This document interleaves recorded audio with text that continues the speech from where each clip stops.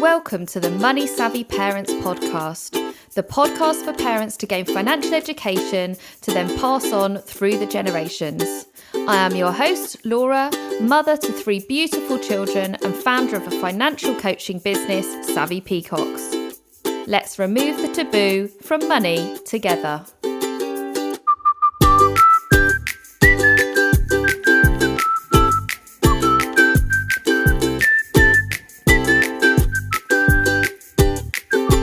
Hello, welcome back to my podcast. Great to have you with us today.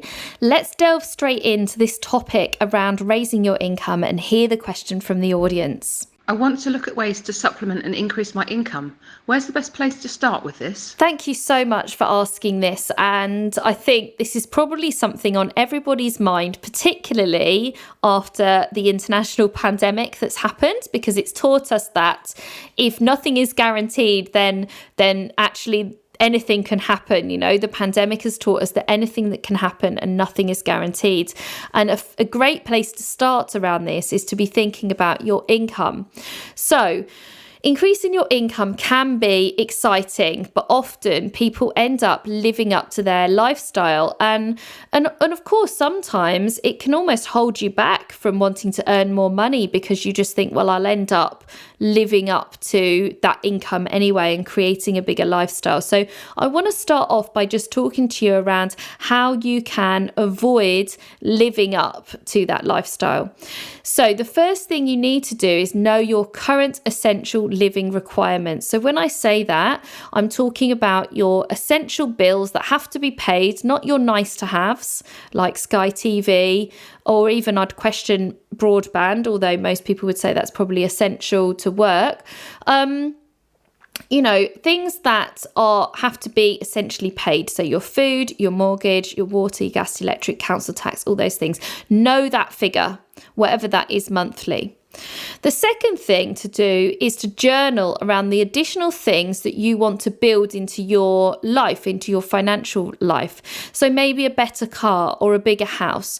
Where would you need to get to in order to feel content? So the question to ask yourself is, are you feeling content with where your life is now? Therefore, your current essential living requirements are an accurate figure. Or do you see that maybe in time you'll need an extra bedroom, or you want to move location because the kids need to go to a certain school? Or maybe the car that you've got is just an in-between car and you'd like to get a more reliable car for the future. So thinking about where you would be able to get to in your life in order for you to feel content. And when I say that, I want to be really clear. I mean content as I'm happy with everything I've got. Obviously, we could all have more. You know, we all want the Louis Vuitton handbags and the, Maserati and all those things. But I'm talking about where's the step below that level, that VIP level of where you're feeling content.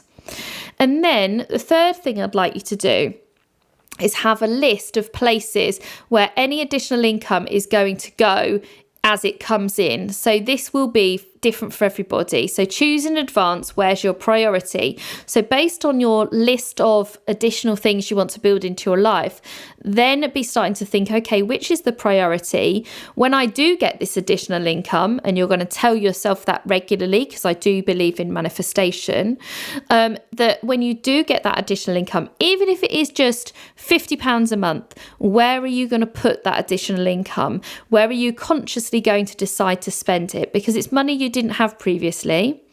And all too often, particularly with those small increases, it can easily get eaten up in, the extra food shop or a takeaway or something like that. So being quite intentional as to where that extra money is going. And I believe that knowing this information, you can then be sure where that additional income is going, that you're working towards enriching your life within your personal goals and not just spending it because you've got it. So of course, your goals will change over time, and it's important to keep reviewing those. I've talked about this in the podcast, that these should not be linked to what you can afford. It should be about enriching your lifestyle without going over the top, so that as your income increases, you can start working towards those. So having personal, and if you're self-employed, maybe business goals to work towards to enrich your life. Now, most people believe that they have a great deal if they're in employed position. So, and I've been here as well, you're often too scared to leave it behind, even if it's making you unhappy. I've met lots of people that are working for an employer and maybe aren't very happy, but are too scared to do anything about it because they feel like they've got those golden handcuffs on, they've got a good salary, and can't really see how they could have a better circumstance. But I would push you to say that number one has got to be your happiness. Your happiness has got to be your priority. So first of all, ask yourself, where would you be happiest? What are you missing out on in your work life that is stopping you from being at your happiest? And then I would urge you to list out the actual value you're getting so that you're clear on how much those golden handcuffs really are. So what I'm talking about here is not talking about what you're contracted to work, because we can all work out our hourly rate based on the hours that we're contracted to work. What I'm talking about is the actual hours you work, dividing that through to the salary that you get to actually work out your daily rate or your hourly rate so that you can see exactly how much you are earning for the time that you're putting in. Okay, because you've always got to think, what would you have to replace if you left tomorrow? This international pandemic has taught us already, I've mentioned, that anything can change at any point. So having all of this information in advance is really wise. So going back into that calculation, and it can be very insightful when you do it. To be honest, when I did it and I was, pleased with the level of salary I was getting on paper, the headline figure looked great. But actually, when you work out the hours I put in, the blood, sweat and tears, the time away from my children that I may have, spent more time at work and less time with the children, the cost of that is pretty scary when you break that down. So when you compare it to what you could maybe earn on the outside world in the self-employed world, maybe you've got a hidden skill that you'd like to tap into, or maybe some of the skills that you've already got are transferable skills. So not necessarily the same job, but using the same skills, using the same knowledge that you've already got, but just using it in a different way. So when people are thinking and they've made that calculation, they're thinking, oh yeah, I need to have a backup plan because anything can happen and this isn't making me happy. So what can I do and how can I make that transition? So often people start earning money from side hustles or part-time businesses, whatever you want to call it, as well as being in paid employment.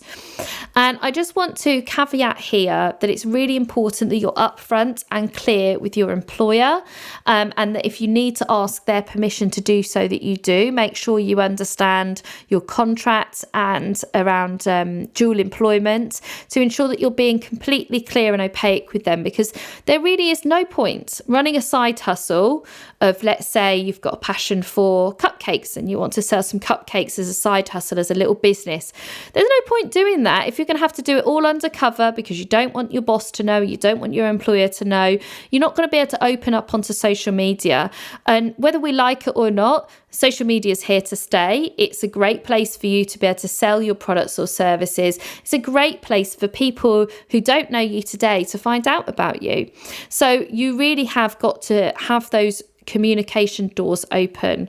And the other point to mention about side hustles is that if you start a side hustle, in this example we're taking around selling luxurious cupcakes, if you envisage it being a full-time employment one day, then I would urge you to really make sure that you're getting clear on your numbers within your business, ensuring your pricing is correct, being clear on your business costs so that you can work out exactly when and at what point it would be enough for you to leave your paid employment. So how many clients would you need? How much is that going to cost you in creating that product or service? What pricing level do you need to get to? How many on a regular basis? So knowing exactly your points, your strategy of when is the time to make that jump.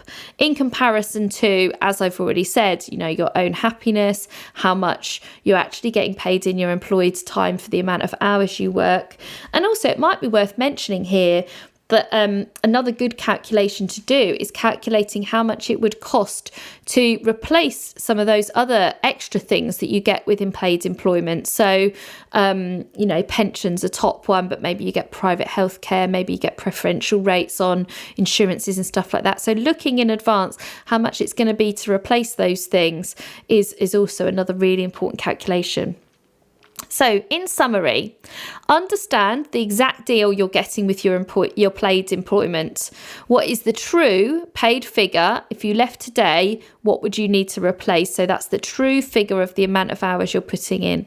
And if you choose to make a slow transition through a part-time business, then running it like a business from the outset, being clear on the numbers, setting some KPIs, being clear on your pricing, getting some real structure around your cash flow in place can be really invaluable.